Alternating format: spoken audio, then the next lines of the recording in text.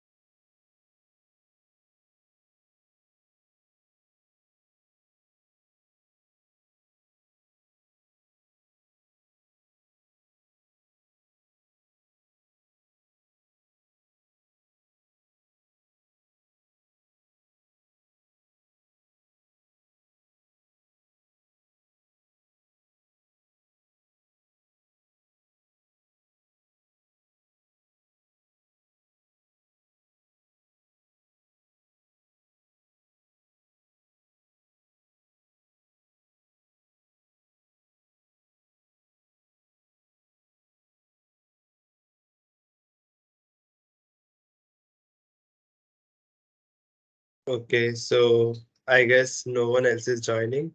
So hello. First of all, I hope I'm audible. So if I'm not properly audible, so you can let me know via chat or via thumbs up. So or if my screen is not visible later on. So hello everyone. I'm Lakshya Saggi, the discrete maths problem solving TA for Tuesday sessions. So this is, I guess, our session three. We are meeting for the third time, and in today's session, we'll be discussing problems related to set theory, like sets and relations kind of stuff. So the material which was covered in the third week. So I have like 7 to 8 questions prepared. So we'll be discussing those questions and that will be all for today. And I'll try to keep today's session a bit more concise since I'm also feeling a bit unwell today. So, yeah. So, I guess we should get started with the problems. So, another thing which I wanted to do was like in last session, one question in the previous week session, one question was left which I did not explain properly. So we'll start with one question of week related to week two stuff, and then the remaining questions will be related to like the week three, which is the sets and stuff. So yeah, so I guess we can get started. So let me share my screen and yeah. Let me just share my screen, guys.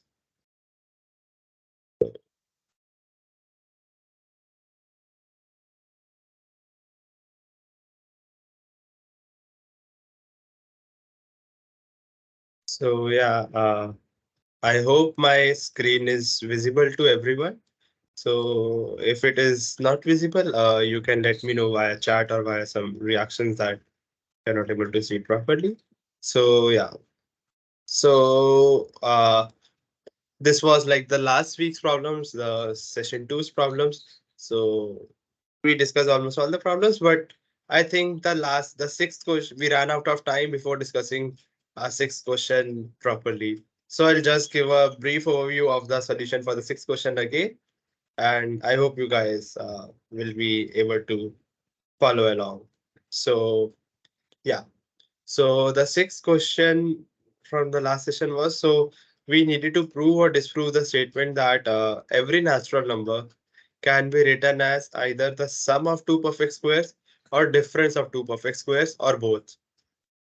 So the statement claims that any natural number given to us can be written as either sum of two perfect squares or difference of two perfect squares or both.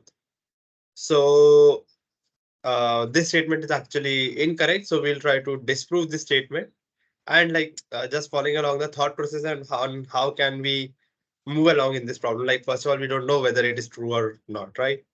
So we'll try to go along in the different cases of n. Like for so basically n is a natural number. So for all n, we need to show whether n can be written as sum or the difference of two perfect squares. So we'll take two cases of n basically. So I discussed it last time also. So we took two cases for n. So case one was when n is odd, and when n was odd, then n can be written as 2k plus 1, since any odd number can be written in the form 2k plus 1. So in this case, it is easy to see that n can always be written as difference of two perfect squares. This is because 2k plus 1 is essentially k plus 1 whole squared minus k squared.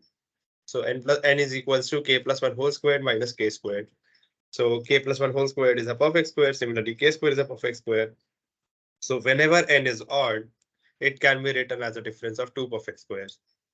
So uh, actually, this statement holds true for at least odd natural numbers we know now.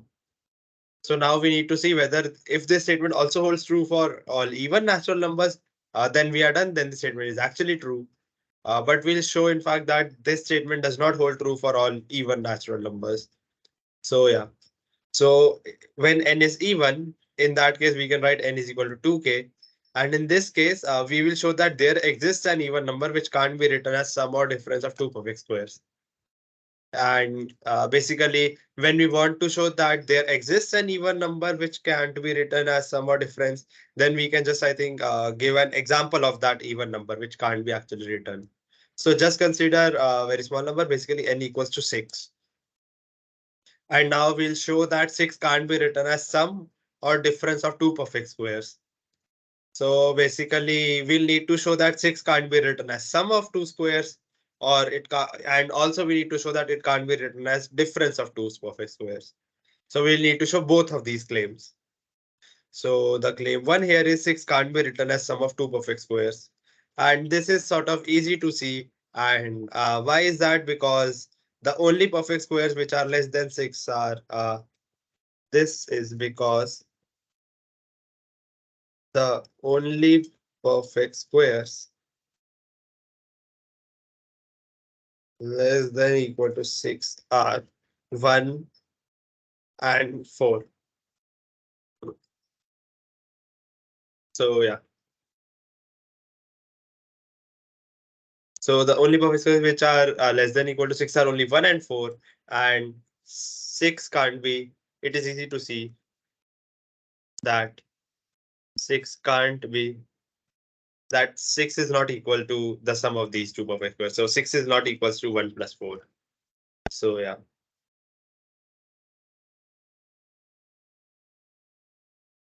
And hence 6 can't be written as sum of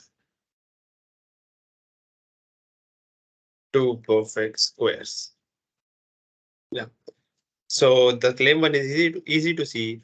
And then the claim two is like we'll also try to prove this, that six can't be. So we need to basically, if we want to prove this statement, we need to show that a natural number can be written as either the sum or the difference. If we want to disprove this, then we need to show that natural number can't be written as sum as well as it can't be written as the difference. So we need to show. So first of all, we showed that six can't be written as sum. Now we'll show that six can't be written as difference also. And to prove this, that six can't be written as difference of two perfect squares, we can prove this by contradiction. And how will we do this by contradiction? So suppose we were, so what does contradiction do? In proof by contradiction, we assume the opposite to be true, right? So the statement that six can't be written as difference of two perfect squares, its opposite will be that six can be written as difference, right? So basically, if we were able to write 6 as difference of two perfect squares, let's say the perfect squares were x square and y square, then basically 6 is equals to x square minus y square. And x square minus y square is nothing but x minus y times x plus y. So now we see that 6 is equals to, this is just an algebraic identity that x square minus y square is x minus y times x plus y. So basically we see that 6 is equals to x minus y times x plus y. And note that x and y were integers because perfect squares are basically squares of integers, right? So I hope everyone is able to follow along. If you are not able to follow, you can just ask any time in chat or via hands up that you're not able to understand, and I'll try to explain it again. So yeah. So six. So basically, x and since x and y were integers, so this x minus y term and x plus y term, these both should also be integers. So this means that x minus y and x plus y are integers. So they will be divisors of 6. And why is that? Basically, we can see that we can write 6. Maybe I should explain this statement. Uh, this is because uh, basically we can write that x minus y is equals to 6 divided by x plus y. And since x minus y is integer, and since x minus y is an integer, uh, this implies that uh, basically from this we wrote that x minus y is equal to 6 upon x plus y, and as x minus y, this left hand side is an integer, this means that 6 upon x plus y is also an integer. 6 upon x plus y is also an integer. And so a number d, a number which so basically 6 when divided by x plus y leaves in an integer quotient. So what does this mean? So this means that uh, so this means that maybe I should. Sorry. So this implies that x plus y is a divisor of 6. So I hope you guys are able to follow. Why is x plus y a divisor of 6? Because 6 upon x plus y is an integer. So x plus y should be a divisor of 6. So what values can x plus y take? So x plus y can take the values uh, basically. So uh, since x and y were integers, we can just say they are positive integers. So x plus y. So what are basically divisors of 6? So divisors of 6 are 1, 2, 3, and 6. These are the only four possible divisors, positive divisors, right? So it can take the values 1, 2, 3, and 6. And no other value can be taken by x plus y, right? So corresponding to these values, maybe I should. Maybe I should put this solution in the next way so everything is together. Uh, so yeah. So what this means is that x plus y is a divisor of 6. So x plus y can take the values 1, 2, 3, and 6. So correspondingly, x minus y will take the value uh, x minus y, since x minus y was equals to as x minus y is equals to 6 upon x plus y. So what value will x minus y take? So when x plus y is 6, when x plus y is equal to 1, x minus y will take the value 6 upon this. So x minus y will take the value of 1. Or maybe we can just take cases like. So we know that x plus y is a divisor of 6. So x plus y can take the values 1, 2, 3, and 6. So now we take all the possible values. So considering all possible cases of x plus y. So what will we get?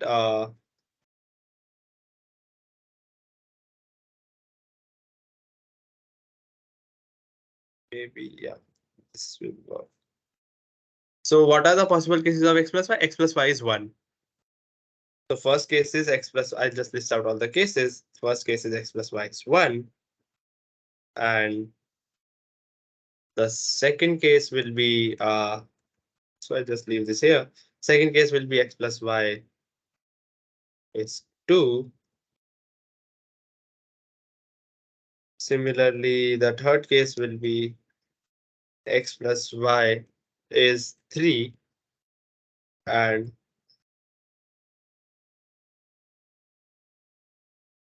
what will be the fourth case? The fourth case will be that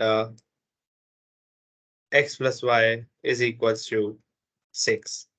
Because these are the only 4 possible values for x plus y, right?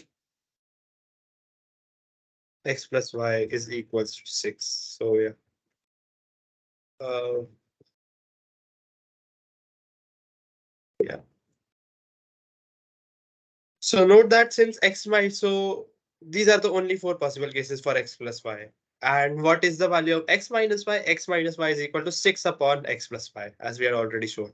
So if x plus y was equal to 1, then x minus y is equals to 6. So x minus y is equals to 6. Similarly, when x plus y is equal to 2, then x minus y will be equal to 6 upon 2, which will be equal to 3. Maybe I should write it like this, so it becomes a bit more clear to you. And similarly here, x minus y will be equal to 6 upon 3, which is equals to 2. And similarly here, x minus y is equal to 6 upon 6, which is equals to 1.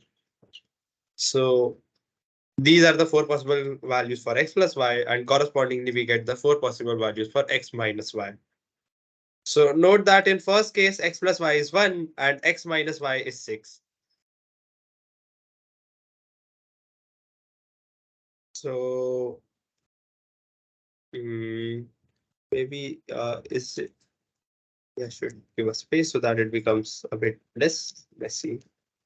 So yeah. So x plus y was 1. So this implies that x minus y comes out as 6.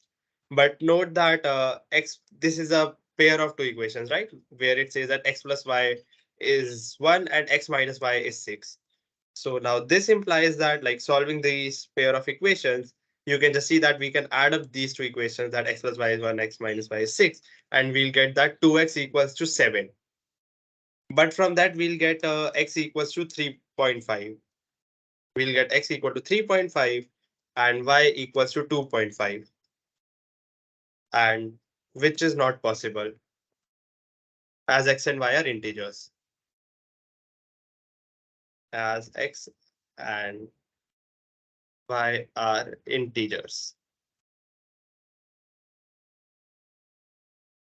Sorry for that. So I hope you guys are able to see why is this case not possible, because this is a pair of equations in two variables, that x plus y is 1 and x minus y is 6. And from this, we'll get this solution that x equals 3.5 and y equals 2.5. And this is not possible, as we assume that x and y are integers. because a perfect square is basically square of an integer only. So yeah. So similarly, in the second case, x plus y is equals to 2 and x minus y was equals to 3.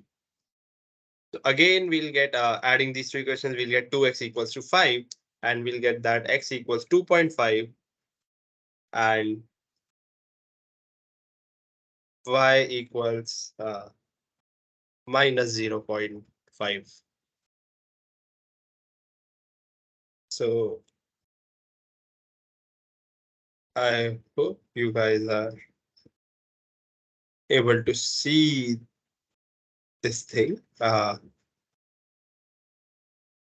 So have I done some mistake here? 3.5. Oh, okay. So here actually y would come out to be minus 2.5, not x plus 2.5 because x plus y is equals to 1. So yeah. So here x equals to 3.5 and y equal to minus 2.5 in first case, and this is not possible as x and y are integers. Similarly, in the second case, we'll get that x equals 2.5 and y equal to minus zero point 0.5, which is not again not possible as x and y are integers. And similarly, we can see in the remaining two cases also this pattern will repeat that. Uh, so this implies that so the third case was x plus y is 3 and x minus y is 2. So from this we'll get that adding these two equations we'll get 2x equals 5. So we'll get x equals 2.5 and y equals to 0.5, which is again not possible as x and y are integers. So similarly, like coming to the last case, we'll again get here that x plus y is 6 and x minus y was 1. So we'll get that x equals to 3.5, y equals 2.5, and again it will not be possible as x and y are integers. So we see that for all possible cases of x plus y, so what we do in the proof? We assume that 6 can be written as difference of two perfect squares, and we wrote 6 as x minus y times x plus y, and now x and y were integers, so x minus y and x plus y will also be integers. So we wrote x minus y equal to 6 divided by x plus y, and as x minus y was an integer, uh, so this implies that x plus y is a divisor of 6. But since x plus y is a divisor of 6, what are the possible divisors of 6? These are only 1, 2, 3, and 6. So we took all the four possible cases that these are the only four possible values for x plus y. So if x plus y was 1, then we know that x minus y is equals to 6 upon x plus y, so it will be 6 upon 1, which will be 6. So from this, we get x equals to 3.5 and minus 2.5. But this is not possible. It's a contradiction because we initially assumed x and y to be integers. But okay, maybe I should mention here that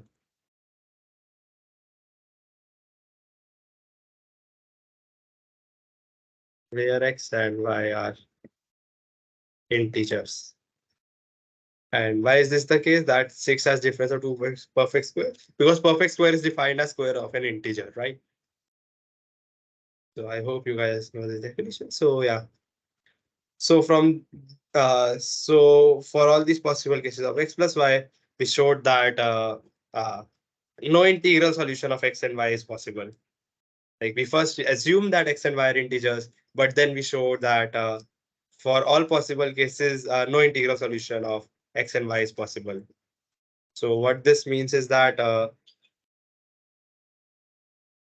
we have arrived at a contradiction.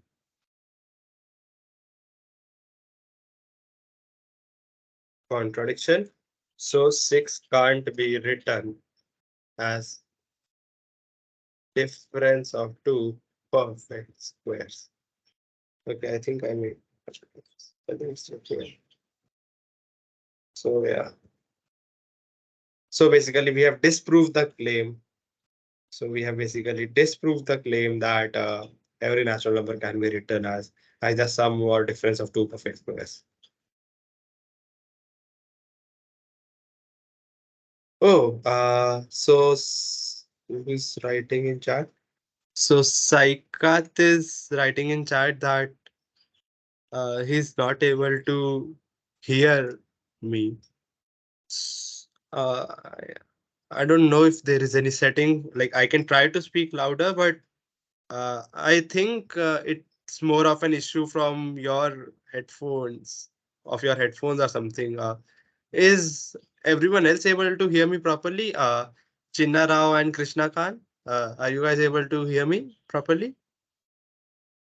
Or is there some issue with my mic? Krishna or Chinna Rao, are you guys able to hear me? Yeah, Saikat, so as Krishna is writing in the chat that he is able to hear me properly. So I think I can try to speak a bit louder, but I think it's an issue more from your end, like from your headphones or the speaker. So you can, I guess, try to increase the volume from your side, because I don't think there is any option of increasing the microphone volume. Uh, I can. Yeah, I don't see any option to increase the volume for my microphone.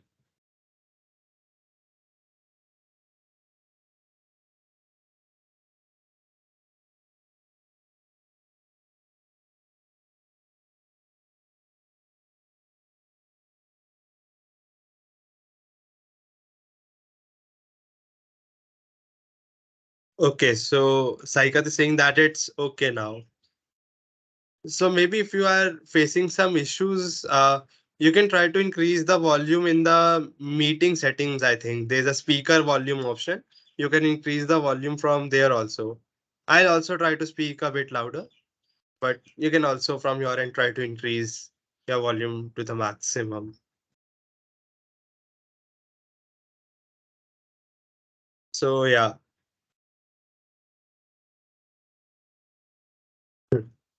Okay, so Chinnarao is writing something in the chat. Okay, so you can hear. That's nice. So yeah. So just so I hope everyone has understood this proof properly. So basically we have we have arrived at a contradiction, and we have basically said that six can't be written as difference of two perfect squares. So we have disproved this claim that every natural number can be written as either sum or difference. So if this claim was every odd natural number can be written, then this claim would have been true, as we have also proved that when n is odd, then this is always true. But when n is even, then this need not be true. So yeah. So if there are any doubts related to this, you can ask me in chat or by raising your hands. Otherwise, I'll close this tab and come to the problems related to the sets, which is today's main topic.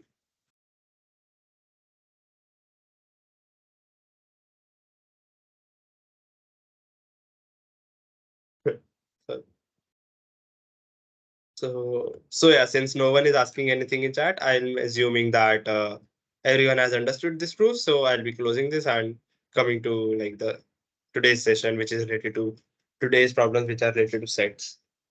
So yeah, so let's get started. Uh, so the first question was, so I guess I should give a precursor to you guys. Basically, I think you must have seen the lectures also, so you might already know what are symmetric relations, transitive relations, or and reflexive relations. But I'll just try to tell you guys again what are symmetric, transitive, and reflexive relations, because uh, yeah, you might have missed you might have forgotten the definitions or something. And like if you're not clear on that front, like what is the definition of a symmetric relation or what is a transitive relation and so on, then I guess there's no point in discussing the problems, because these all require the knowledge of these terms. So yeah, so just you can say this is more of a preliminary. So yeah, so I'll just tell you guys what is a possible reflexive relation. So a reflexive relation. So what's a reflexive relation? So basically, in overview, reflexive relation is basically A relation in which every element of the form A comma A is present in the relation. So basically, uh, a relation R. So first of all, let's come. So yeah. So a relation R defined over the set S. So maybe this can be written before the definition. So yeah, a relation R is always defined over a set S, right? Oh, okay. So Chinnarao, and this session's recording will be uploaded on YouTube, and I think you guys will get the link to the YouTube recordings. So if you don't get the link after this session, I'll also post the link of the recording on this meeting chat only. So the YouTube link, I'll provide the YouTube link on the chat of this meeting only, where we are chatting and you are asking doubts. So I'll do this by tonight. Like after uploading this session to YouTube, I'll just post it link in this chat. Okay, sure. Yeah. So Saikat is typing some. Yeah, sure. I'll post it by tonight. So yeah. So yeah. So just because so a relation R is defined over a so or a relation is always defined over a set, right? So let's just call the relation R and the set as S. So now what's the definition of a reflexive relation? So the definition of a reflexive relation is basically every element of the form A comma A, every pair of the form A comma A will be in the relation R for all elements A of S. So I hope this sort of notation is clear. So suppose so a relation is basically, let's say, a tuple over the set S. So if a relation is, let's say, defined over S cross S, uh, then what I mean to say is that for all elements A in S, uh, the pair A comma A will be present in R. And if this is true, then it's a reflexive relation. Similarly, what's a symmetric relation? So symmetric relation is a relation where if if A comma B is present in R, then B comma A is also present in R. So what this means is that suppose the pair 1 comma 2 was present in the relation, then 2 comma 1 should also be present in the relation. And if this is true, then it's called a symmetric relation. So yeah. So note that A and B can be equal here as well, and they need not be equal also. So yeah. So this is a definition of symmetric relation. Similarly, what's a transitive relation? So what's a transitive relation? A transitive relation is basically if A comma B is present in the relation set R, and let's say a pair B comma C is also present in R, then so basically we can see that B is common here. So in a transitive relation, we can also say that instead of this common element, the other two elements are also related. So this if AB and BC are in R, then A comma C should also be in R.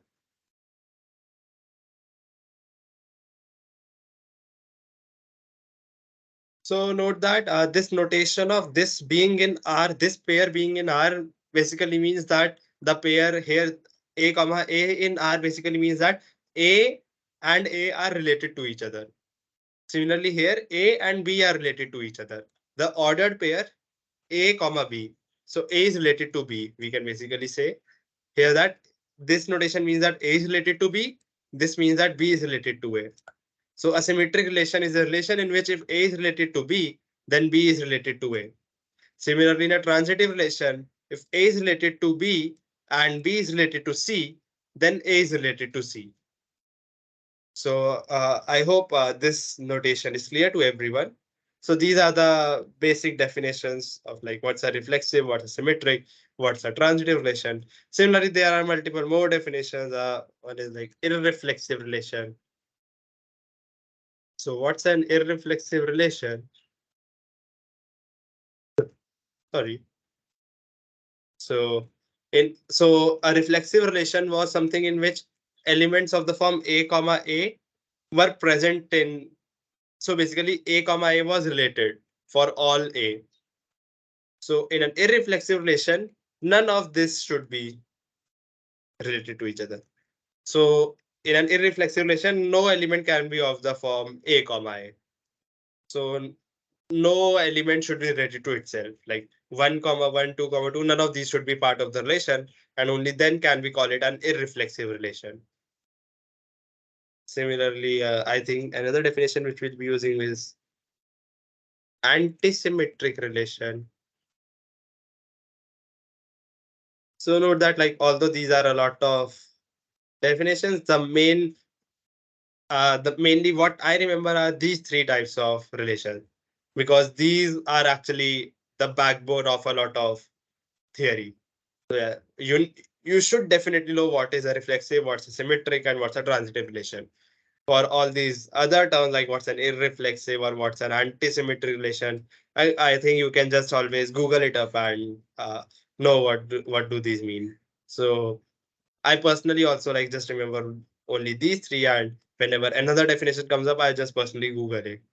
So yeah, that's like my personal preference. Otherwise, like, but I'll always recommend, if you guys can remember all the definitions, then that's good. But these three you should always be aware of, because these are used a lot in every aspect of computer science theory. So yeah. So similarly, now what's an antisymmetric relation? So in an antisymmetric relation, it basically means that if A comma B is in R, so what was symmetric relation? Here, if A was related to B, then B was also related to A.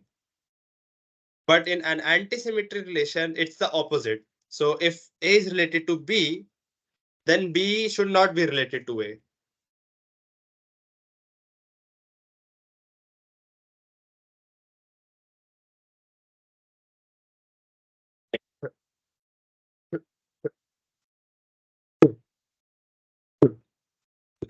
Sorry for that, guys. So yeah. So what's an antisymmetric relation? If A was related to B, then B should not be related to A. And now the last definition, I think, which I'll be using is this asymmetric relation. And like these definitions are like I said, these irreflexive, antisymmetric, asymmetric relations. These definitions are something like which come up, and then you can just Google. So I'll just give you an example. Maybe uh, suppose I want to know what's an asymmetric relation. So I just Google it up. So a relation is said to be asymmetric if it is both antisymmetric and irreflexive. Or maybe like here, an asymmetric is a binary relation where for all A comma B, uh, if A is related to B, then B is not related to A. Okay. So wasn't this, so what's an antisymmetric relation?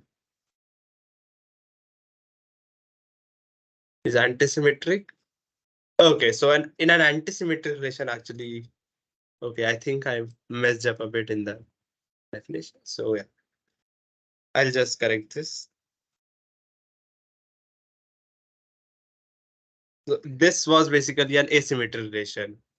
The relation in which if A is related to B, then B is not related to A. And what's an antisymmetric relation?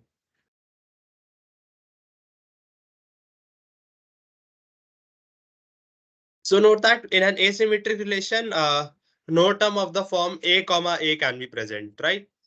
Like let's say the term 2 comma 2 was present. So if 2 comma 2 was present in the relation and the relation was asymmetric, then this means that A was 2 and B was 2. But then B comma A pair is also 2 comma 2, right? So and 2 comma 2 is actually present in the relation. But in an asymmetric relation, 2 comma 2, basically this B comma should not have been present. So what I'm trying to say is A comma B and B comma A will be equal if B is equals to A, right? And this will be a contradiction because like if a comma b and b comma I are equal and one cannot be in relation, and like this is not possible that one is in relation and the other is not in relation. So either both will not be in relation or both will be in relation, right? This is not possible that one is like two. One statement says that 2 comma 2 is in the relation, and second statement says that 2 comma 2 is not in the relation. So that's why asymmetric relations do not allow for the terms of the form 2 comma 2 3 comma 3, or basically asymmetric relations do not allow for the terms of the form like x comma x, or let's say this a comma a also. So I hope you guys are able to understand. And what's an antisymmetric relation? Antisymmetric relation says that if a comma b is in R and b comma a is also in R, so if A is related to B as well as B is related to A, then A is equals to B. So what it's saying is that A is related to B and B is related to A can only be possible if A is equals to B. Otherwise, it's not possible. So in an antisymmetric, so suppose A was equal to 2 and B was equal to 2, then it could have been part of an antisymmetric relation because 2 comma 2 is in R and 2 comma 2 is in R, then like A is equal to B, 2 is equal to 2. But let's say A was 3 and B was 5. So if A is equal to 3 and B is equal to 5, and suppose 3 comma 5 and 5 comma 3 both are in the relation, then this means that like if A comma B is in R, so 3 comma 5 is in R and 5 comma 3 is in R. But it says that then A should be equal to B, but 3 is not equal to 5, right? So what this means is that 3 comma 5 and 5 comma 3 both can't together be in an antisymmetric relation. So in an antisymmetric relation, only terms of the form like A comma A and one of the terms of A comma B or B comma A is allowed, where A is not equal to B. So I hope you get the gist of what I'm trying to say. If there's any doubt, maybe you would have gone over these definitions in the lectures also. So this was more of a reminder for everyone. If you guys have any doubts over these definitions, you can ask me in the chat. Otherwise, I'll proceed with the questions now. So yeah, so let's just proceed to the questions then. So the first question is consider a set A equals to 1, 2, 3, 4. And we are given a binary relation R equals to 1, comma 4, 2, comma 3, 1, comma 3, 3, comma 1, and 3, comma 2. And now we need to check what are the properties of this relation from these four properties like transitive, irreflexive, asymmetric, and stuff like that. So let's just go option by option, I would say. Let's just see what the option A is saying. So option A says that, or maybe we can just check whether it is transitive or not. Uh, this option by option even. Sorry. So yeah. So option A. So option A says that this relation is transitive. Is it true or false? Would you guys like to answer in chat? So is this relation R given by this a transitive relation? Note the definition of transitive relation. It's like if A comma B is in R and B comma C is in R, then A comma C should also be in R. Okay. Saikat is saying in chat that this is false, that it is not transitive. So, uh, and why is that, Saikat?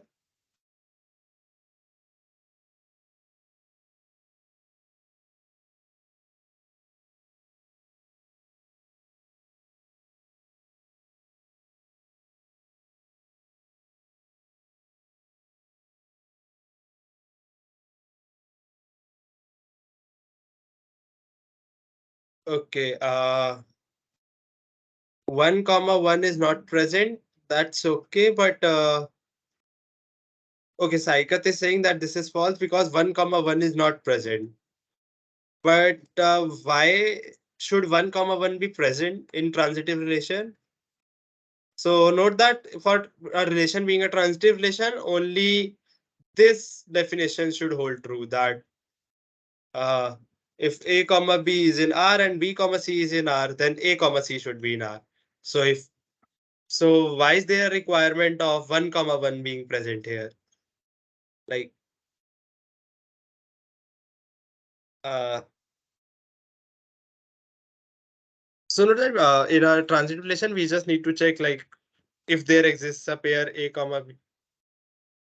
Okay, so Krishna is saying that 1 comma 2 is not there. So yeah, actually Krishna is actually correct. Basically, for checking transitive relation, this property should hold, right? If A is related to B and B is related to C, then A should also be related to C. So here we see that, let's just see this pair 1 comma 3. This means that 1 is related to 3. And we also see this term, which is 3 comma 2, which means that 3 is related to 2. So we see these two pairs are 1 comma 3 and 3 comma 2. And now if it is a transitive relation, then uh, 1 should also be related to 2, right? Because this 3 is common. Since this 3 is common, so this 1 should also be related to 2. So 1 comma 2 should also be present in the relation, but it is not present. Hence, it is not a transitive relation. Not a transitive relation, as 1 comma 3 and 3 comma 2 in R, but uh, 1 comma 2 is not in R. So it's not a transitive relation. So option A won't be correct. Now what's option B? So I hope this is clear. Why is this not a transitive relation? If it is not clear, you can ask me in chat and I'll try to answer it again. So yeah. So then the option B is irreflexive. Note what was the definition of an irreflexive relation. So A comma A should not be present for all A. So no term of the form x comma A should be present in the relation. So the first term is of the form 1 comma 4, so 1 is not equal to 4, so this term is okay. 2 is not equal to 3, so this is okay. 1 is not equal to 3, this is okay. 3 is not equal to 1, so this is also okay. And 3 is not equal to, so this is also okay. So it actually is an irreflexive relation.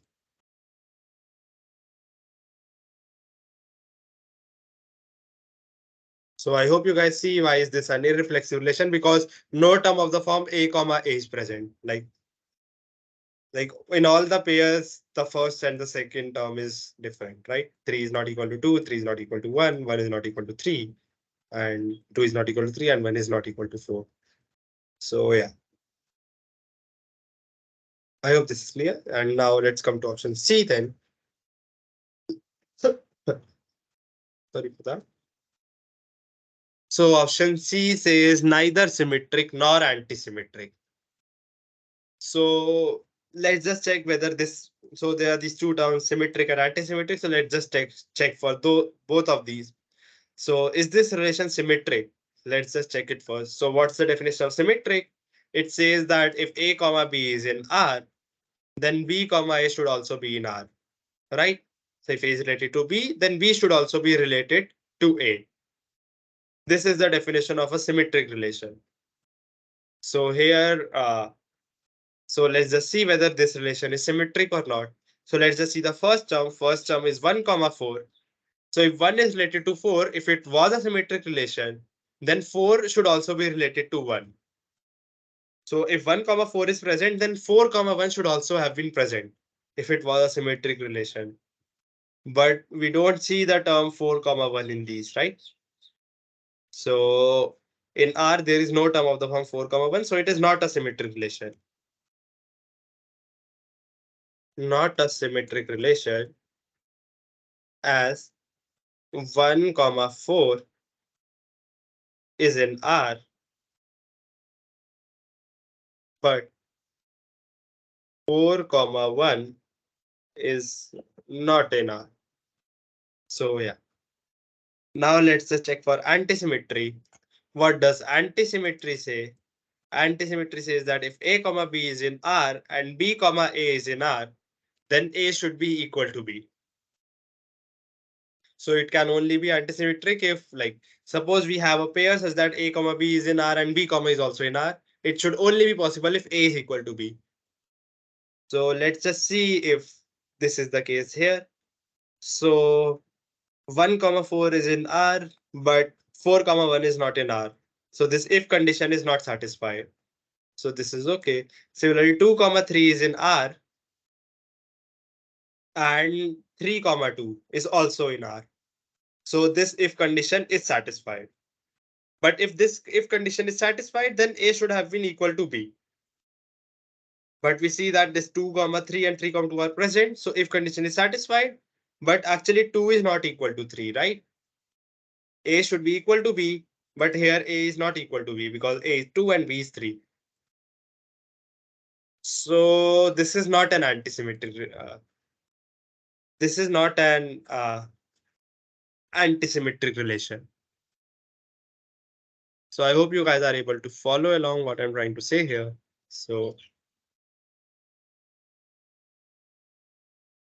I just type it out also, not an antisymmetric relation either, since 1 comma 3 and 3 comma 1 both are present. Both are present in R. So yeah. So antisymmetric relations, its intuitive definition is basically if A is not equal to B, then only one of A comma B and B comma A can be present in the relation. So a definition of antisymmetric relation is basically if A is not equal to B, then only one of A comma B and B comma A can be present. At max one of those two can be present. So I hope this is clear. Then comes the option D, and option D says option D is talking about asymmetry. So is this an asymmetric relation? So for a relation being asymmetric, it just says that if A comma B is in R, then B comma A should not be in R. But we just saw that if 2 comma 3 was in R, then here 3 comma 2 was also in R. But here it says that if 2 comma 3 is in R, then 3 comma 2 should not be in R. So it is not an asymmetric relation.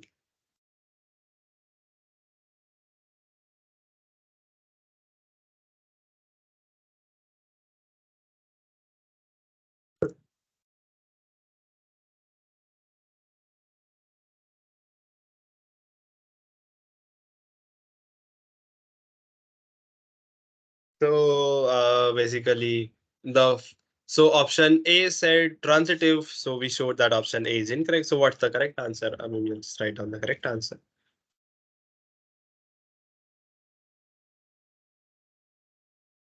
So option A said transitive, and we showed that it is not transitive. Option B said irreflexive, and we showed that it is irreflexive. So option B is correct. And option C said it is neither symmetric nor antisymmetric, and we showed that it is not symmetric as well as not antisymmetric. So option C is also correct. Option D said asymmetric, and we showed that it is not asymmetric. So option D is incorrect. So correct answers are only option B and option C.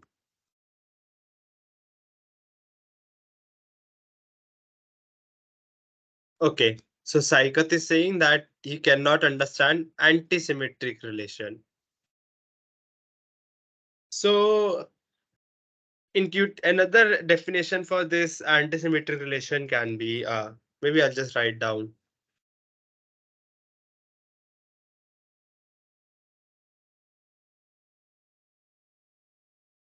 I think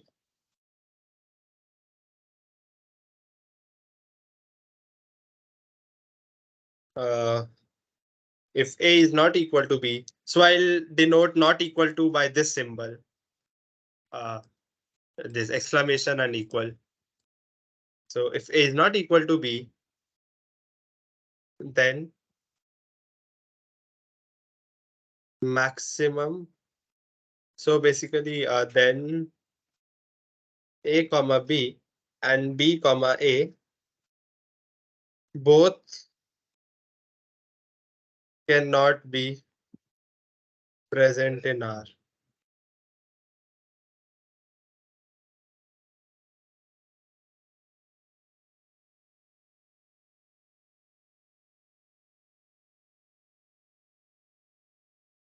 So basically, if you know about taking contrapositive, basically for an if then statement, contrapositive is also true. So basically, if A comma B in R and B comma A in R, then A equal to B, its contrapositive will be if A is not equal to B, then A comma B and B comma A together can't be present in R.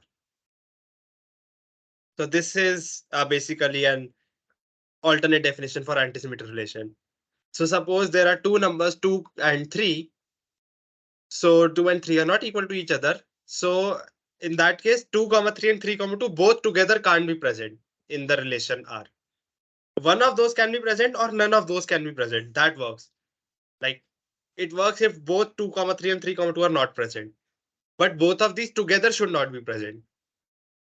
Like here, we see that A is not equal to B, 1 is not equal to 4. So maximum one of like 1 comma 4 or 4 comma 1.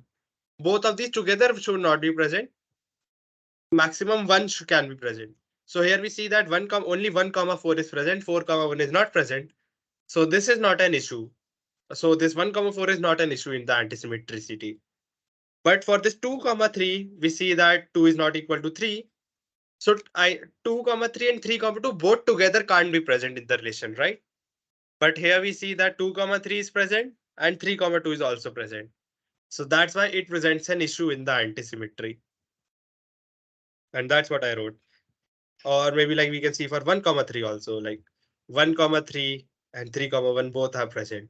But maximum one should have been present. At max, one can be present out of these. So is this clear, cycle now? So yeah, I think this definition is a bit easier to follow. That just take A not, like if we find two numbers A and B which are not equal, then maximum one of A comma B and B comma A should be present in R.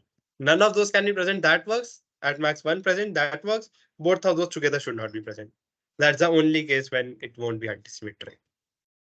So yeah.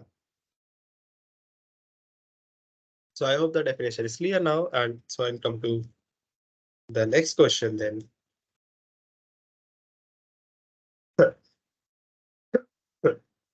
Sorry for that, guys. So yeah. So the next question says, so select the correct options from the following. So let's just see what are the four options. So option A is the symmetric closure of the relation 1, 3, 3, 4, 1, 1, and 4, 3 on the set 1, 2, 3, 4 is this.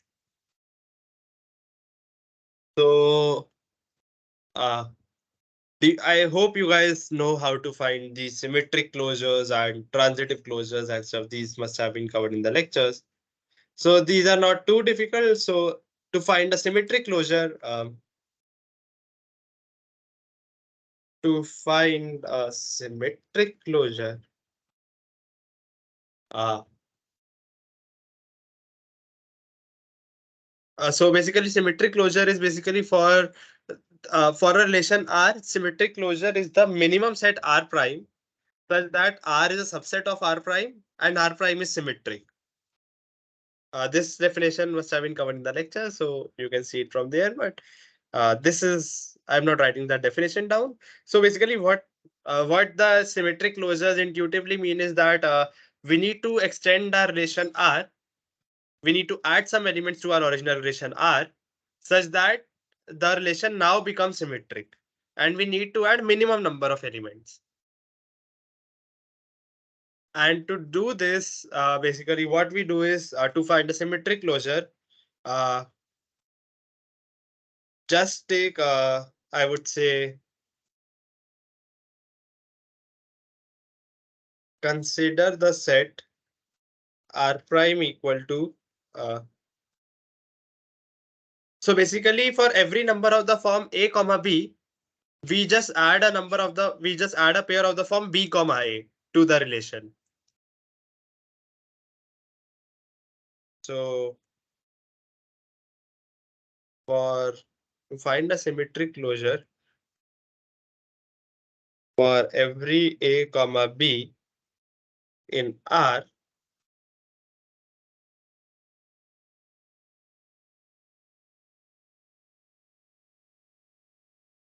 add the pair B comma A to R. So basically to find a symmetric closure of R, what we do is just for every pair A comma B in R, add the pair B comma A to R.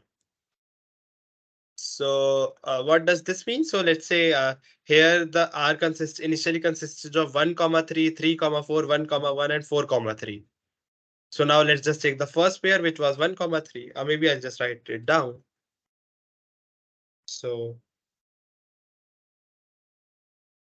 initially here R is equals to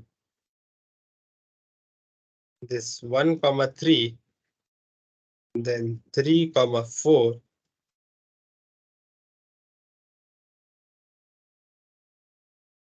then 1 comma 1 and 4 comma 3. Right. So now what I'm going to do to find its symmetric closure, I'll just take take all the terms one by one of this R and add the pair, like for all the terms A comma B of R, I'll add the term B comma A to R. So let's just take the initial term 1 comma 3. So I'll add to R the term 3 comma 1. And since this relation is generally a set, so we'll just see whether 3 comma 1 was already present or not. So we see that 3 comma 1 is not present here. So R will get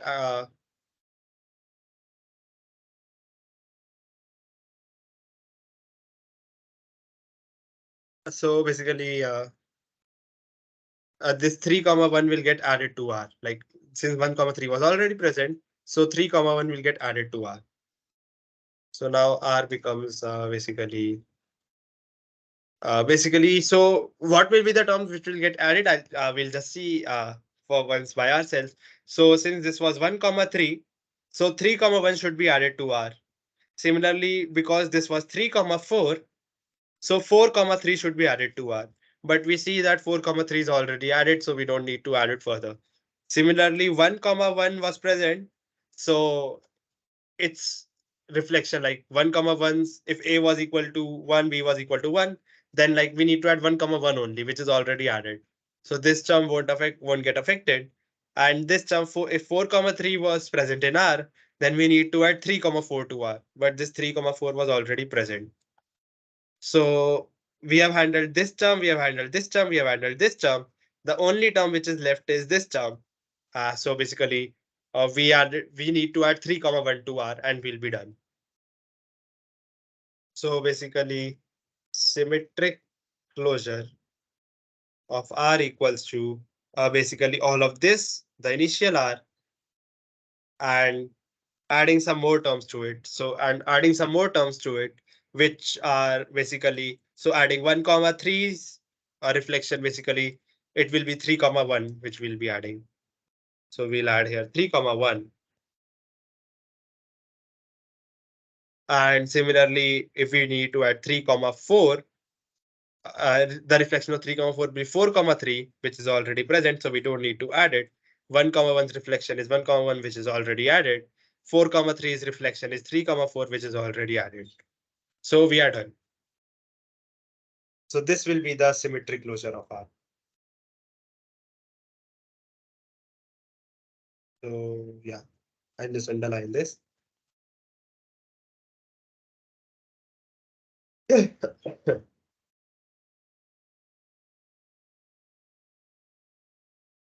Yeah.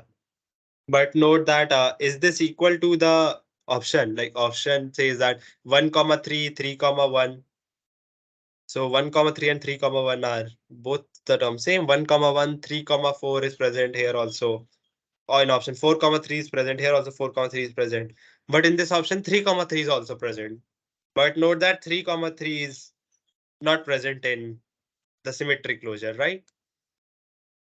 In this symmetric closure which we derived. So option is actually incorrect.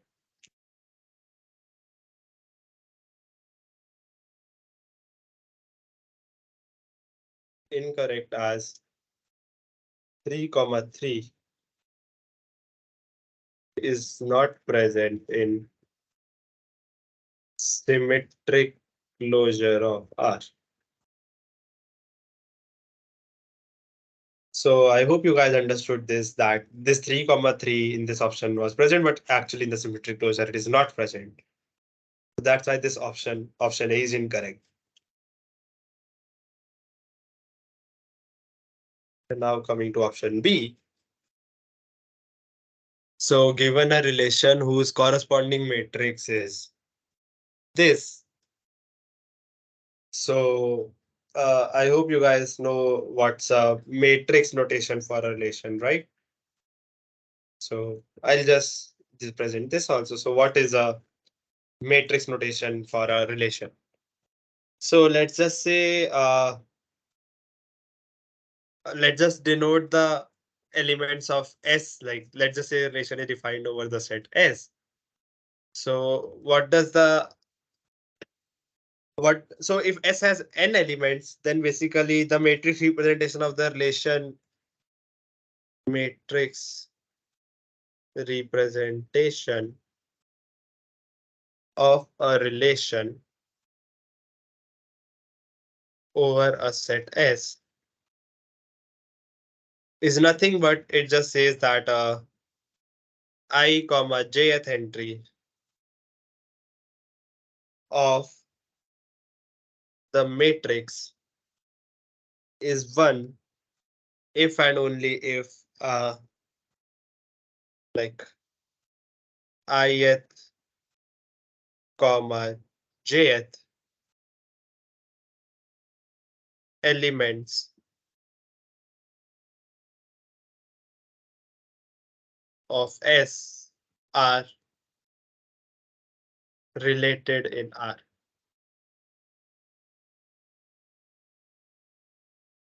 So uh, so basically a matrix representation of a over a relation is nothing but like a matrix which consists of like ones and zeros, and the matrix is one at the positions like where, so suppose the third row and second column will be, so I suppose I was 3 and J was 2. So basically the third row and second columns of the cell at the third row and the second column of the matrix will be equal to 1 if the third comma second element of the set S. So basically let's just denote the elements of set S by A1 up to AN.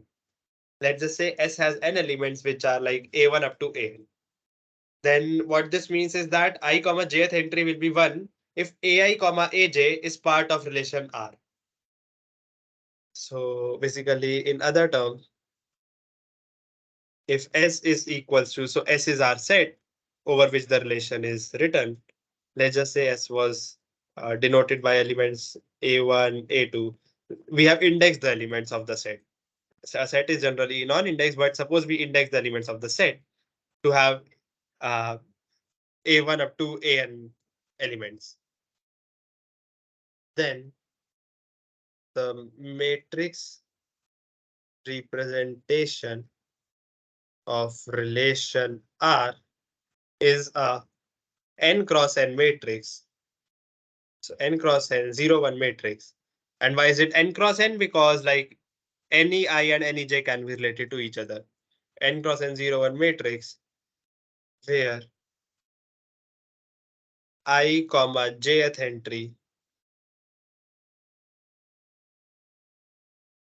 sorry, entry is equals to 1 if and only if AI, comma AJ is in the relation R.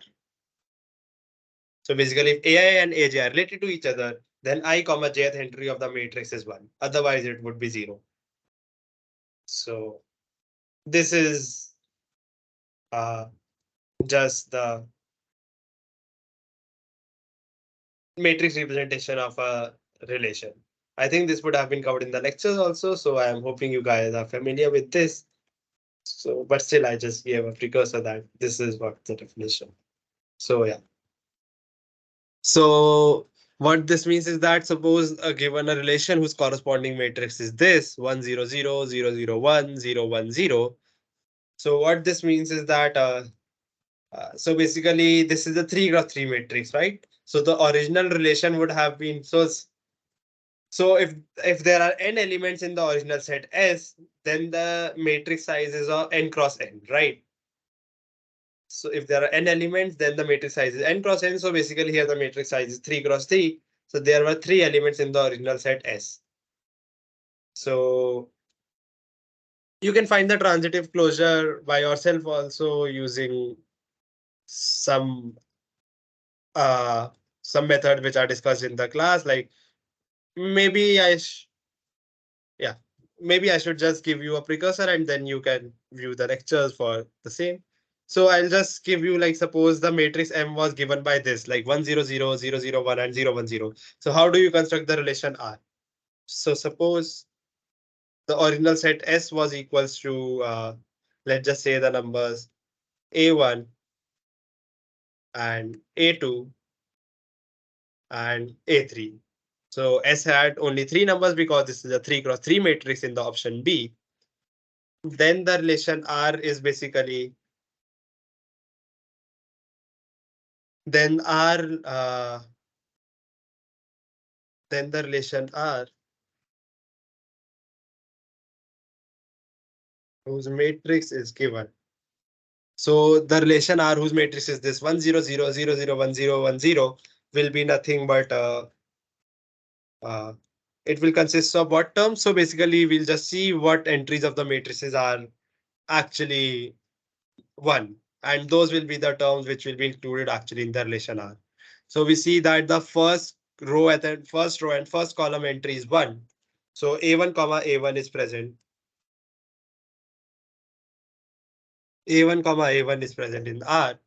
Similarly, second row and third column is present. So it will be A2 comma A3. A2 comma A3 will also be present in R.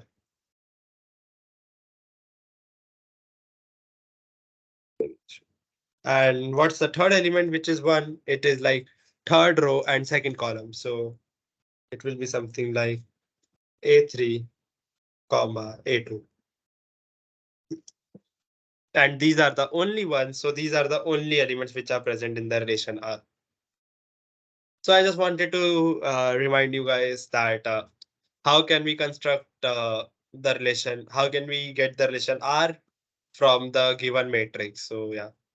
So from the given relation matrix, in this way we are able to obtain back the R. And similarly, this R can be converted into this relation matrix also by just saying that first entry of the matrix should be equal to 1, second comma third entry should be 1, and third comma second entry should be 1.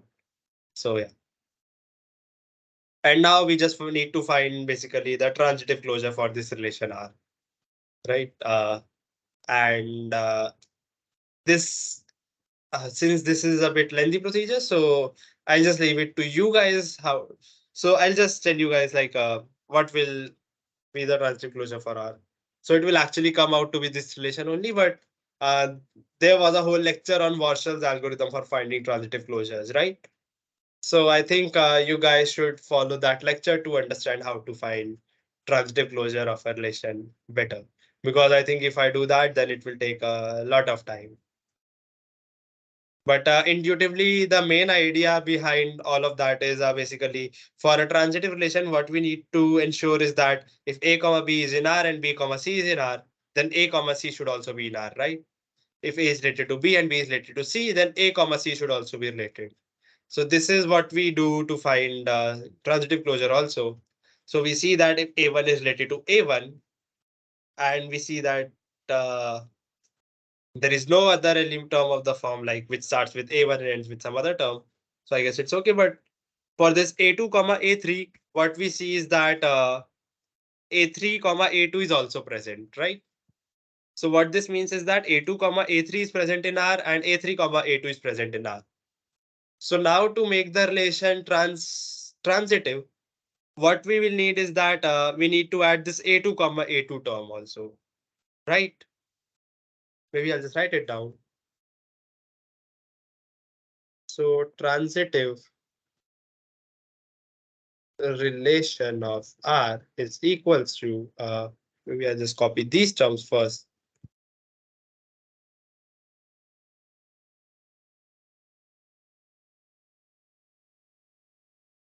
Yeah. So I'm just giving you a very high level idea of how to find the transitive closures. So we see that this A2 comma A3 term was present, and similarly this A3 comma A2 term was present. So in a transitive relation, the property should have been that if these two are present, A2 comma A3 and A3 comma A2, then this A2 comma A2 should also be present, right? Because a transitive relation says that if A is related to B and B is related to C, then A should also be related to C. So A2 is related to A3, A3 is related to A2. So A2 should also be related to A2. So we'll just add that term into our transitive closure. So in the transitive closure, we'll add this term. You can see here that I have added this A2 comma A2 term. And now we again check whether this is a transitive closure or not. So we also see that like now we again need to check whether this has formed a transitive relation or not. And if this has not formed, we'll again try to add something to make it a transitive relation actually. So again, we see that this A3 comma A2 was present and A2 comma A2 was present. So uh, yeah, I don't think we need to add anything here.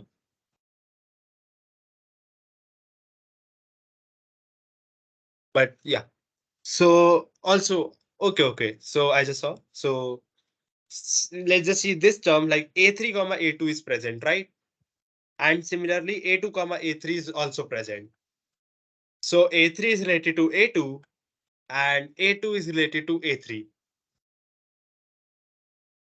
Do you guys see where I'm going? If you guys have any trouble understanding, you guys can just write in chat and yeah. So what I'm trying to say is I'm just trying to make this relation, which was initially not transitive, as we could easily see. We are just trying to add some terms to it so to make it transitive. Minimum number of terms to make it transitive. And that's what you call a transitive closure. Like what was a symmetric closure? The minimum number of terms we needed to add to make it symmetric. Now we need to add minimum number of terms to make it transitive. So here we said that this if A2 was related to A3 and A3 was related to A2, then A2 should also be related to A2. That's why we added this term A2 comma A2. Now we also see that A3 is related to A2 and A2 is related to A3. So this A2 is actually common, like A2 here is actually common. So this A3 should also be related to A3, right? So we'll add this term A3 comma A3 also. We'll add this term A3 comma A3 to make our relation symmetric, transitive.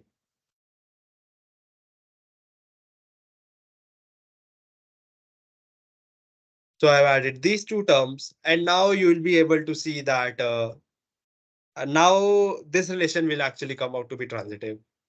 Now you can check for any pair like if A2 comma A3 was present and A3 comma A2 was present, then A2 comma A2 should also be present, and it is present. Similarly, if A2 comma A3 was present and like A2 comma A3 and A2 comma A3 were present, then A3 comma A3 should also be present, and so on. So this indeed is a transitive closure. And you will see that the corresponding matrix for this transitive closure will be like A1 comma A1 will just correspond to the first row and first column, which should be 1. A2 comma A3 will correspond to second row and third column. Similarly, A3 comma A2 will correspond to third row and second column. Then A2 comma A2 will correspond to second row and second column. And A3 comma A3 will correspond to third row and third column. So this is actually indeed the relations matrix, the transitive closures matrix, right? So I hope you guys are able to see that this actually is indeed the matrix for the transitive closure of the relation. So actually this option B is correct.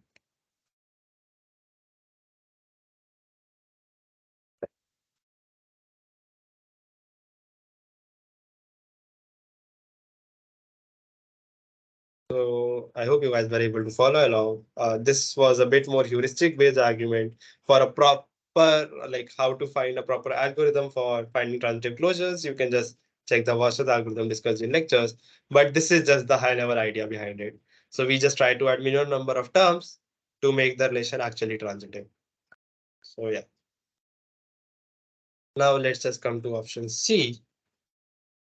And option C is like symmetric closure of a binary relation on a set of n elements can be computed with time complexity order n square if computing the union of two sets takes time complexity order 1.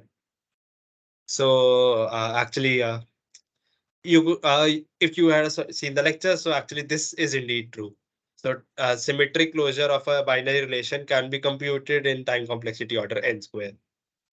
And the main idea behind this is that you can write the matrix for you can write the matrix notation of a relation in time order n square. And so you just need to add that transpose of that matrix to itself. Like addition of two matrices is basically order n square time. So yeah, I'll not get into details of this. This can be seen easily from the lectures also that this statement indeed is true actually. Like symmetric closure of a binary relation can be computed with time complexity order n square. So I'll write the high level idea as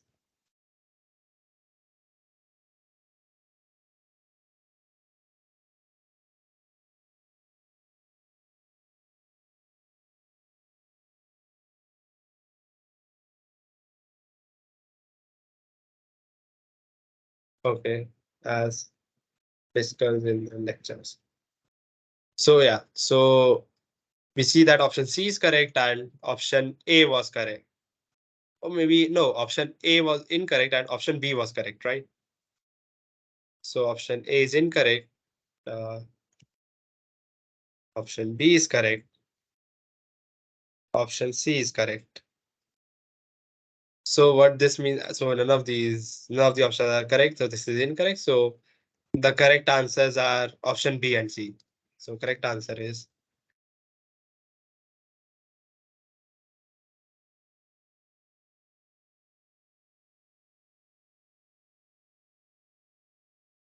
so I hope this made sense. So if something is not clear, obviously you guys can ask me in chat. Otherwise, I'll proceed to next question now.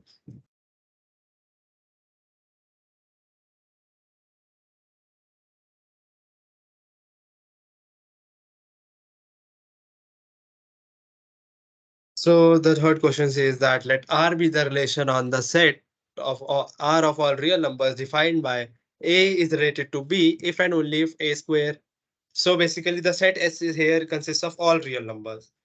And any two real numbers A and B, so A is said to be related to B if and only if A square plus B square is less than equal to 1. So if the sum of squares of the two real numbers is less than equal to 1, then A is said to be related to B. So which of the following is not true about R? So we need to find not true. So first is irreflexive. So let's just check option by option whether these statements are correct or not. So let's just check option A first. So R is irreflexive. So what was the definition of irreflexive first of all? For an irreflexive relation, uh, A comma A should not be present in the relation for all A. right? So what does this mean? For R to be. So note that this stylized R is the set of real numbers, uh, and this R, the R which I'm writing here, is actually the notation for the relation. This R denotes the relation. So I'm writing this.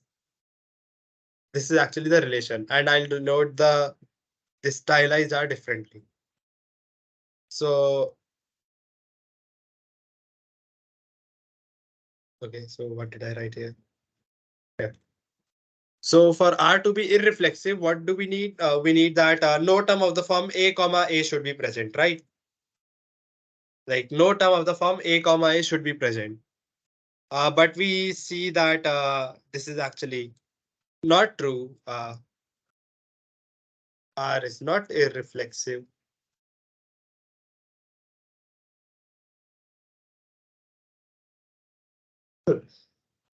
Sorry.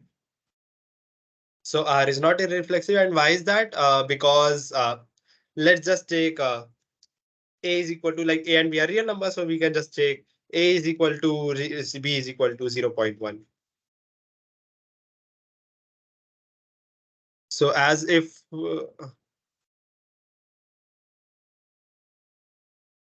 so if as for a equal to b equal to 0.1, a is related to b. Like if a is equal to b equal to 0.1, then a square plus b square is less than equal to 1, right? Because 0.1 squared plus 0.1 squared will be less than equal to 1, right? But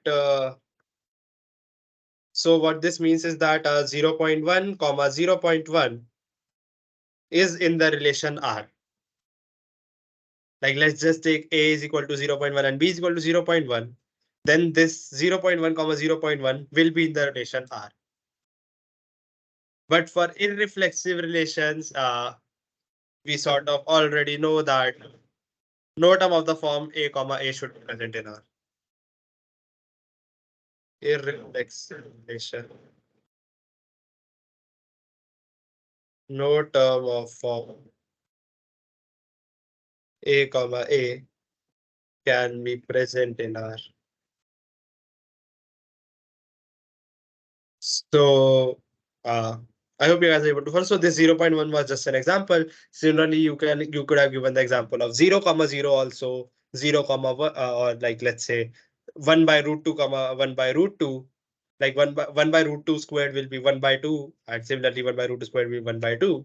So that will also be less than equal to 1. Similarly, 1 by root 2 comma 1 by root 2 will also be in R, but for it to be irreflexive, this should not have been in R. So yeah, I hope it's clear. So that's why it is not irreflexive. Similarly, option B. So option B says that R is symmetric. So we need to check whether R is symmetric or not. So what do you guys think? I think this is a more straightforward question. Do you guys think that R is symmetric or is it not symmetric? Chinna or Saikat, can you answer? Do you think R is symmetric?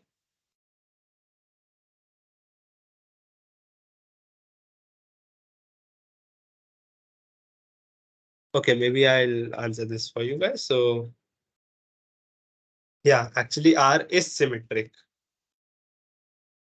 And why is this the case? This is because, like, let's say, what was definition of symmetric? So if A is comma B is in R, then B comma A should also be in R, right? So so suppose there is a pair A comma B as, so what's the proof for this? Suppose A comma B is in R. This implies that A squared plus B squared is less than equal to 1. But this implies also that basically b squared, so basically we can just revert the order of addition, right? we can write a square plus b square as b square plus a square. So this also implies that b square plus a square is less than equal to 1. And what this means is that, so note that this is an implication symbol and this is a less than equal to symbol. So you should not get confused with the two. Yeah, just a slide inside. And so what does this mean, that b square plus a square is less than equal to 1? This means that b comma a is in R, right? Because if a square plus b square was less than equal to 1, then a comma b were related. So if b square plus a square is less than equal to 1, then b comma a will be related, right?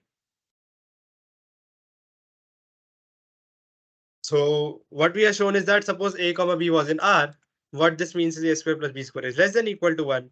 This means that b square plus a square is less than equal to 1. And what this means is that b comma a is in R. So we started with a comma b is in R, and we showed that b comma a is also in R. So R is symmetric. That's why R is symmetric.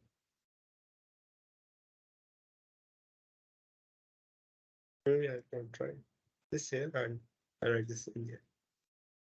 So I hope this is clear to everyone. And so now let's come to option C. So yeah. So option C is R is transitive. Okay. So we need to check if this relation, this relation of A or B, where if and only if a square plus b square is less than equal to 1 is transitive or not. So do you guys want to answer this question? Will it be transitive or will it not be transitive, according to you?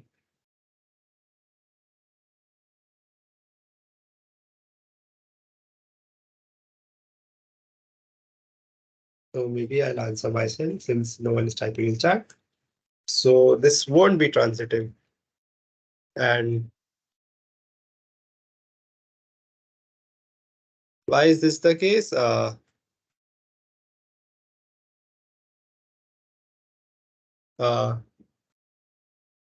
Consider 1 comma 0 and 0 comma 1.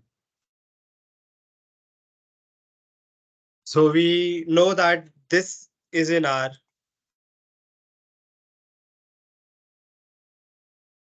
So we note that these two numbers are in R, right? These two are related. Like 1 comma 0 is in this relation R because 1 square plus 0 square is less than equal to 1.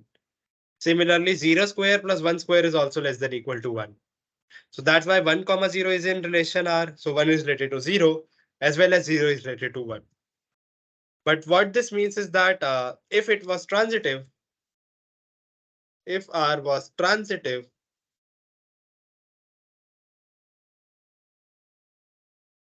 then 1 comma 1. So basically 1 comma 0 is in R and 0 comma 1 is in R. Then 1 comma 1 should also be in R if R was transitive, right?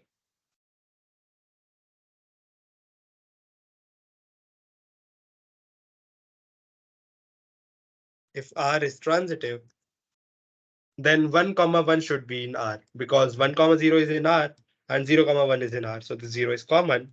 So this 1 comma 1 should also be in R. So if R is transitive, then 1 comma 1 is in R, which is a contradiction. And why is this a contradiction?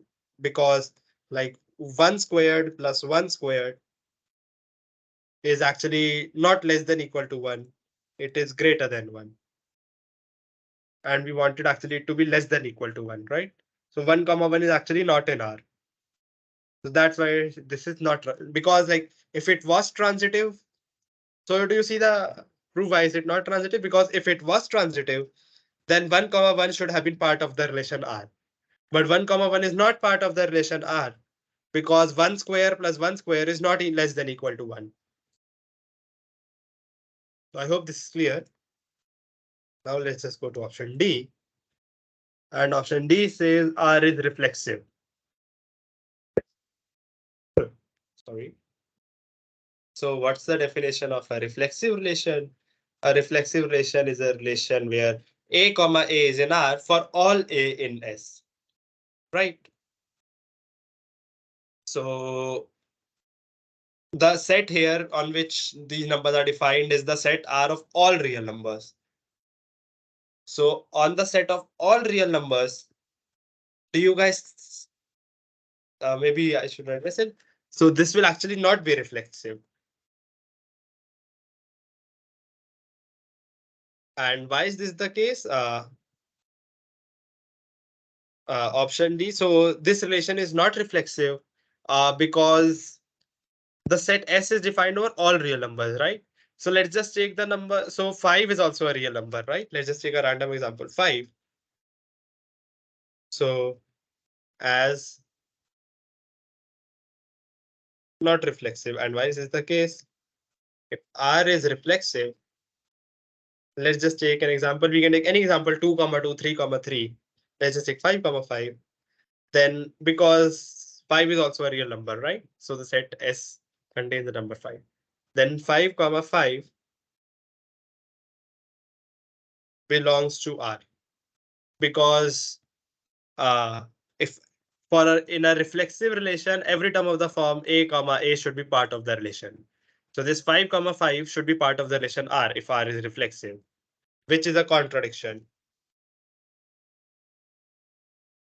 So we could have done this for 1 comma 1 also, because 1 comma 1 example would have also worked here. I just took another example, which is 5 comma 5, which is a contradiction as 5 squared plus 5 squared is greater than 1. So yeah, I hope it's clear to everyone. So like if R is reflexive, then 5 comma 5 should have been part of R, but it is not part of R because 5 square plus 5 square is greater than 1 and not less than equal to 1. So I hope this clears up. So one thing to note here is that if S was defined over only, let's say here we defined the set S over all real numbers, right?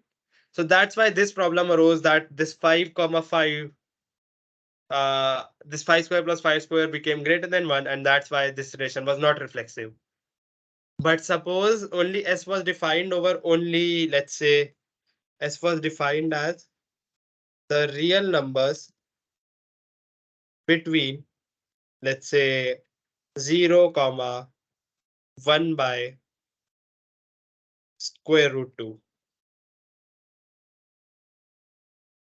Let's just say S was defined as the real numbers between 1 by square root. So this is basically all the real numbers from 0 to 1 by root 2. S was defined as only this much.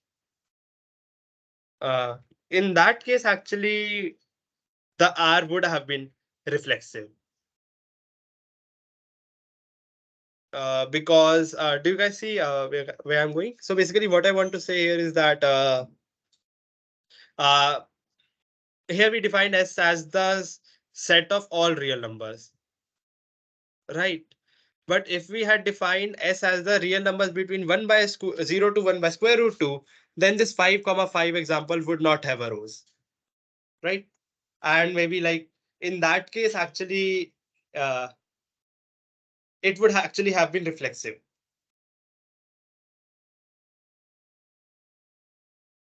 Then R would have been reflexive. And you can prove this yourself also because like, let's say we took any term of the form A comma A, then A square will be less than equal to like A will be less than equal to 1 by root 2. So A square will be less than equal to 1 by 2.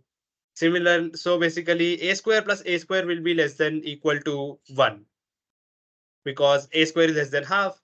The other A square will also be less than half. So the sum of these two A square will be less than equal to 1.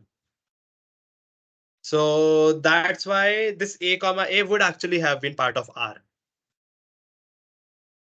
So R would have been reflexive.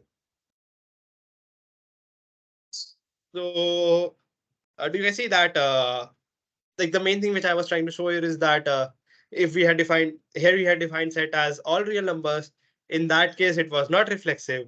But if we had only defined S as the real numbers between 0 to 1 by root 2, then R would have been reflexive. So the main key takeaway over here is that these properties like reflexivity, transitivity, etc. also don't just depend on the relation R, but they also depend on the domain, like basically the domain set, the set on which we are defining the relations.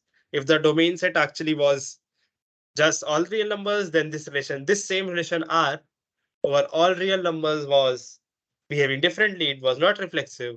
But as soon as we defined this R over this set of 0 to 1 by root 2, this became reflexive. So yeah. So the main key takeaway which I wanted to point out from here was that reflexivity and these properties can change according to domain set also. So yeah. So let's just go to correct answer. So what will be the correct answers here? So we need to answer which of the following is not true. So option A is not true, option C is not true, option D is not true, option B is true. So correct answer are option A, C, D. Option A, C, D. Maybe I'll just underline the correct answer. So yeah. So I think we are running out of time. So maybe I'll just skip some questions and maybe I'll just give one more question since we are running out of time.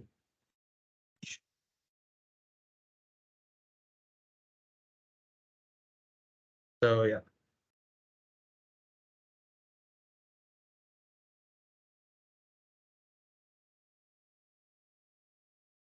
Okay, so let's just keep these two questions for now. Let's see if we can.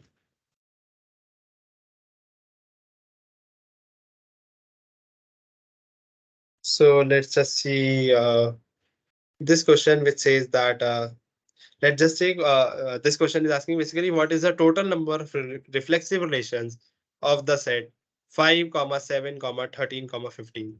So suppose we are given the set 5, 7, 13, 15, and we want to find the total number of reflexive relations which are possible over this set S. So first of all, we see that like it's easy to see that size of the set S. Okay, size of set S here, I'll denote it by mod S, is just 4, right? Because there are only 4 elements present in the S. So, and what is basically a relation? A relation over a set S is defined as a subset of. So, like basically what we defined earlier also, as in the lectures, like basically it's a subset of the set S cross S, right?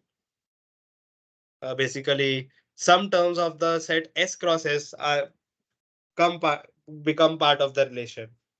So that's what I'm going to do here also. So I'm just writing the relation of a set S is defined as a subset of S cross S. So S cross S is just the cross product of these two sets. So this notation must have been covered in the lectures also. So yeah, I won't be going over this. So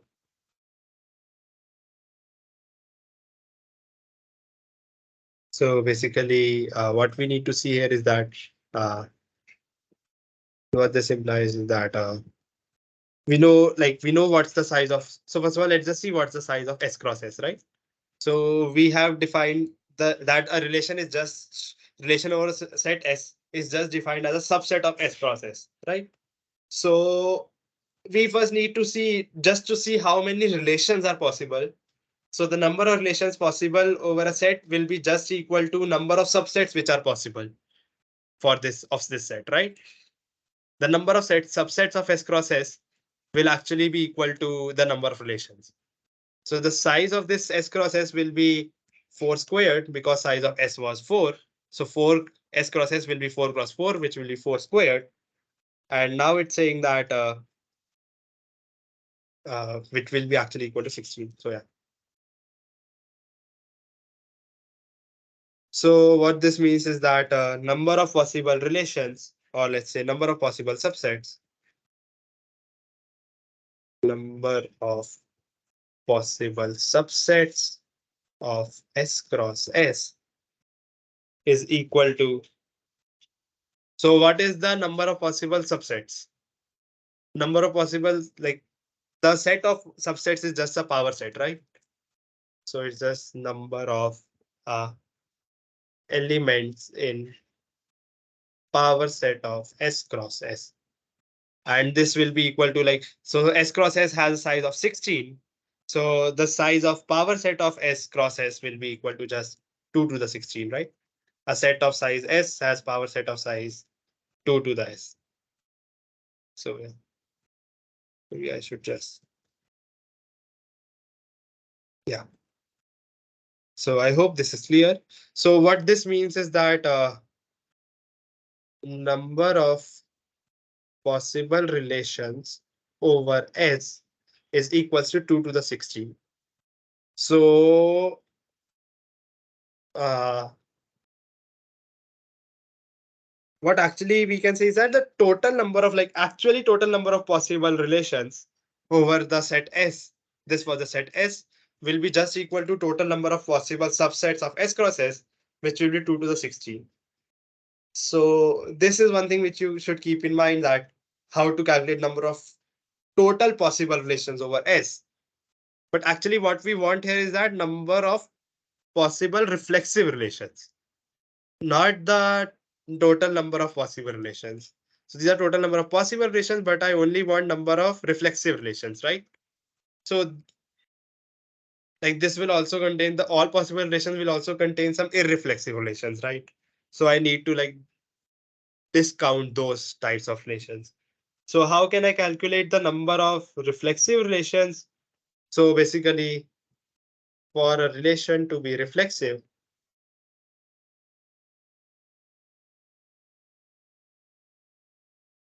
like A comma A should be in R for all A in S. So for all the elements A, the term A comma A should be present in R, right? So what are the possible A's here? A can be 5, A can be 7, A can be 13, A can be 15. So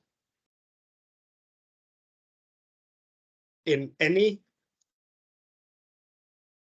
so basically a relation R will be reflexive if and only if the set,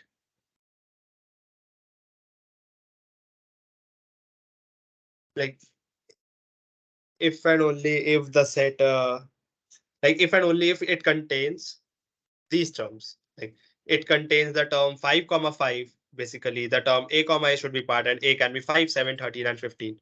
So if and only if contains, let's say 5 comma 5, 7 comma 7,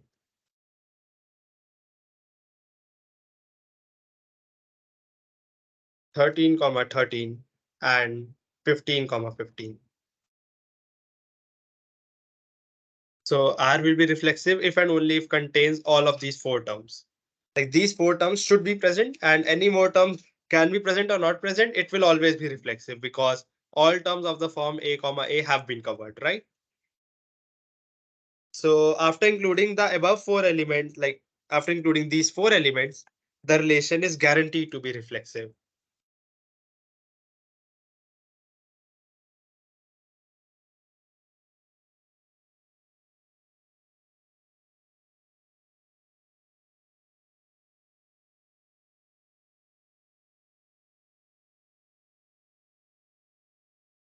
So after it is guaranteed, so basically after it is guaranteed to be reflexive, we can just add any pair if we want, or we don't add any pair, any other pair which we want, right? So what do we have to do? So basically S cross S initially had 16 elements, right? The initially S cross S over which the relation I have to make a relation, right?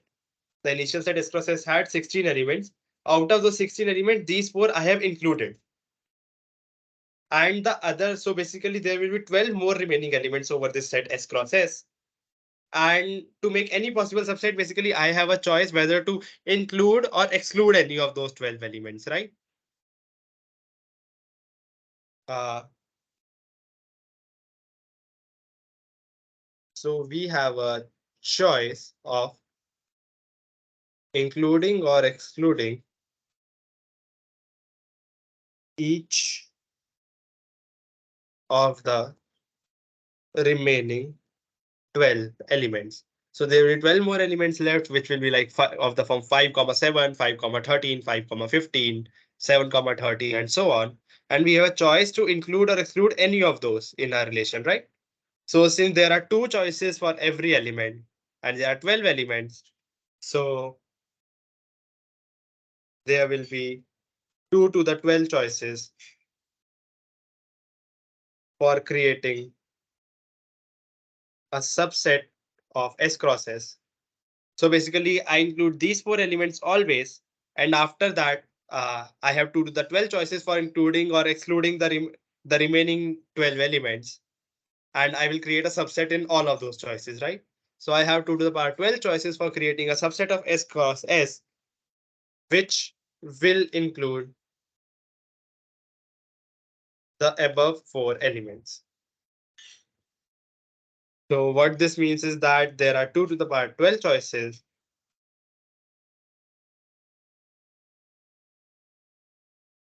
for relation R to be reflexive. So which will be equal to like 2 to the power 12 will just be equal to, like, let's say 2 to the 10 is 1024, so it will be 4096. So this is the correct answer. So I hope this was clear. So basically what we did was we initially took the set S, and now we know that relation is just defined as a subset of the set S cross S. So we just took this S cross S, which had 16 elements, and now we wanted the relation to be guaranteed to be. So total number of possible relations over S will be just like any subset of this S cross S, which will be 2 to the power 16. But what we actually want is the number of reflexive relations. For that, we should always include these terms of 5, 5, 7, 7, 13, 13, and 15, 15.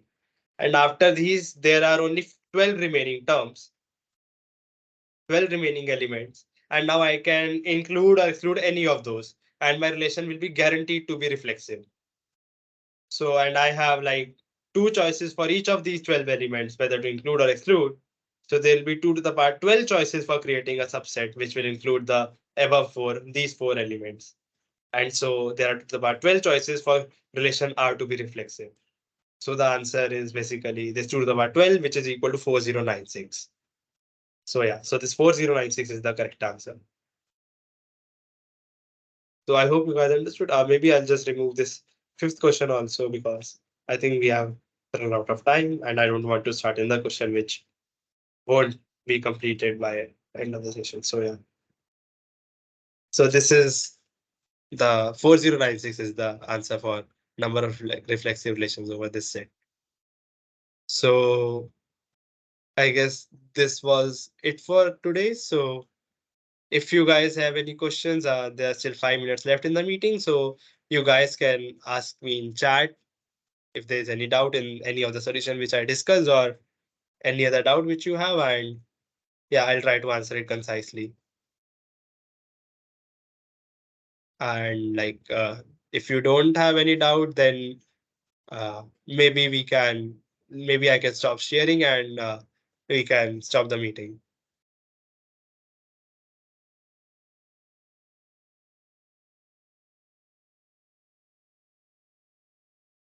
Okay, so I don't see any raised hands or anyone typing in the chat. So I'll just assume for now that no one has any doubts, and uh, so I guess I'll just stop sharing my screen and stop the recording, and maybe you guys can also leave the session. So thanks for joining this session, guys. So hopefully I'll see you guys next Tuesday also, same timing, 6 to 8, and we'll discuss problems related to the session 4. So yeah, I guess you can leave the session, and thanks for joining everyone. Bye bye.